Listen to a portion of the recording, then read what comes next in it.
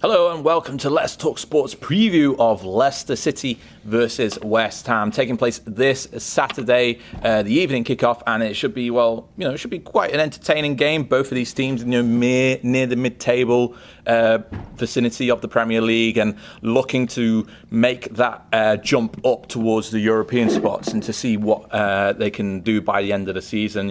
Leicester, as we approach this game, we're doing this before the Arsenal-Leicester game takes place on the Monday night, so we don't know the result of that one. But the result in that game won't change much for Leicester in terms of their position on the table. I think if they win, they were to jump up to round about close to, it must be 8th or something like that. But if they were to lose, then they wouldn't really go further down than 11th or 12th. So it's kind of that mid-table adversity, whereas West Ham, on the other hand, they did have the 1-0 loss at home against Spurs at the weekend, but they find themselves in 14th at the moment. It's just a to and fro's between these two sides to who could get on top and try and take advantage of the situation, because both of them could be in the European spots by the end of the season. I mean, just on the face of it, Joe, you would think Leicester probably a better chance of getting a European spot coming the end of the season other than West Ham, but West Ham have been good in themselves, haven't they? Yeah, but West Ham, obviously, the way to start the season, everyone was worried with them being bottom, no points. And did they score any goals? I can't remember if they scored many goals. I don't think they scored many goals, but the defence was horrid. But obviously, the last so many games they've picked up. They got the draw against Chelsea, they got the win against United, which was brilliant, by the way. And stuff. So obviously the form's picked up. Oh, and the win against Everton, I must have forgotten that on either. Yeah, that seems to be the catalyst. That seems to be the catalyst for more. So yeah, obviously Leicester have done well most of the season. They've got good results. Got the win away to Newcastle as well. Because although Newcastle are bottom of the league at the moment, they're not an easy side to go and play. No. The St James's Park's never an easy place to go. So that's one of those things. I think Leicester have got in their squad the potential with the players such as Maguire and Vardy. Yeah. And then they've got, is it Gazelle, the new winger, who replaced Mahrez? I think it is. It's something like that, yeah. They've got the strength in depth. They've got the quality to push on for Europe, like they did. They performed well when they got the Champions League a couple of years ago. I think Europa League football, if they did that, they'd be fine. Yeah, certainly. That's certainly a good aim for them. As we already mentioned, capable of finishing in the European spots with the side that they've got. The likes of Maguire, Maddison as well, a player that you didn't mention there, being doing good and performing well. But really, in these ties against teams like West Ham is where their fate will be decided, because, going up against the top 6 side, you may think, okay, Leicester were there not too long ago, but, you wouldn't be too embarrassed if they were to lose against a team like Arsenal, Spurs or Liverpool or City at the moment. But going up against a team like West Ham, a fellow mid-table team, they need to get the result. And that's something that they struggled a little bit recently, because they had the loss against Bournemouth and Everton in mid-table, and they can't be repeating that kind of performance. But they've got Gray coming back from an ankle injury, and Morgan will be available as well for selection after his suspension is up. So what kind of players like Gray and Maddison and Maguire, how important are they for Leicester's aim of finishing in a European spot this season? They're very important. Obviously, like I said, they've all got the individual quality. They're not quite top 6. Yeah. Yes. Well, Maguire was being touted for top 6, wasn't he? Maguire, United. Yeah. Maddison and Gray aren't the finished article yet. Maddison's got the potential to be in the top 6 if he continues on this trajectory that he's doing. Yeah. A top 6 player, but at the moment they're just below that bracket.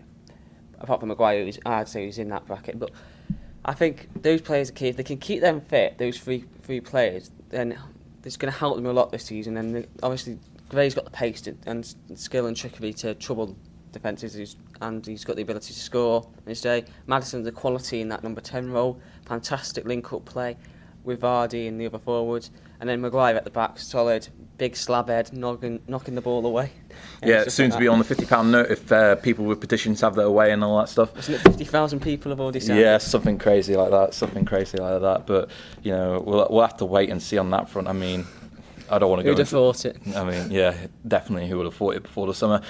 West Ham, their opponents for Leicester on Saturday. 1-0 loss at home against Spurs, as we already mentioned. Defence has been solid in the last 6 games. Only 5 goals conceded in the last 6. 14 overall on the season. So do your maths. How many did they concede in the first 3? So could you say it again? Yeah. 9. We're moving on. Okay. I wasn't fully listening to the question. I hold my hands up. And the attacking has been an improvement as well.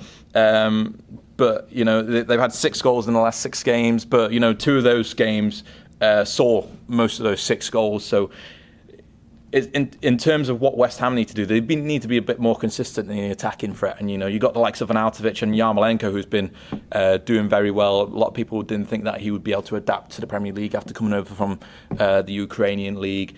And they've also got Andy Carroll, who could potentially come back into this game as well. So everyone forgets about him until he scores a smashing header against you, and you're done out. But what kind of importance really is for Arnautovic and Yarmolenko and Carroll, if he was to play, to try and get this result for West Ham, to keep their good form of going, despite the loss against Spurs at the weekend. Well, they're very important players. I think Yarmolenko got injured at the weekend now, I'm not sure. I checked on the Premier League, because the way I do it, when I look for injured players, I go on the Premier League fantasy team, because it's really easy, because you see the notifications and whatnot. And he didn't have a warning sign next to him, so I don't think he's... Unless it was just a minor problem. It might have just been a minor problem, nick and whatnot, but... how important is those kind of players for West Ham? Well, obviously, I'll take Andy Carroll aside for the moment and leave him out because he's a Liverpool legend, isn't he? Well, he scored twice in the FA Cup final. Well, I say he scored twice. The second one wasn't allowed. But let's leave that one. Andy Carroll, I'll leave out because I'm not 100% convinced he'll play. It's not confirmed yet. But Yarmolenko and Arnautovic is a key player. On his day to score goals, you saw what he did against United. He troubled their defence. Not that that's very hard at the moment, but anyway, he troubled their defence and he scored against them, and he bullied them and hassled and harried. And he's done the same against multiple other teams this season. So he's key. If they can get the ball to him and he's fitting firing and he's on his game, then he's going to cause Leicester a lot of trouble. Yeah. And the other player you talk about was Yarmolenko. He had a good game against Everton, didn't he, not too long ago? He had a quality game against Everton. He showed glimpses in all the games. He showed a glimpse when he come on against Liverpool in the opening game of the season. And I think if he can be on form as well and get the balls into the box and play those through balls into Arnautovic, those two link up well, then there's going to be a lot of trouble for Leicester. These two are going to be key for West Ham this season. Yeah, what do you think the result's going to be in this game? Because, as we already mentioned, this is a key game for both sides that are looking to get to European spots by the end of the season. Well, as I've already mentioned, they're both quite close in terms of quality. I think Leicester just about edge it. But on the looking at previous results as well, obviously a couple of years ago when Leicester competed for the title, they drew 2-2 with West Ham, and I think it was another draw last season in the Victors. So I reckon a draw is highly likely, and I'm going to go 2-2. Yeah, I'm going to actually go for Leicester's favour. I'm going to go for a 2-1 win for Leicester. I think, with Gray coming back into the frame as well, Vardy's going to get firing at some point. I don't think he scored that many goals this season yet. Twice, I think. Yeah, it's quite odd for him.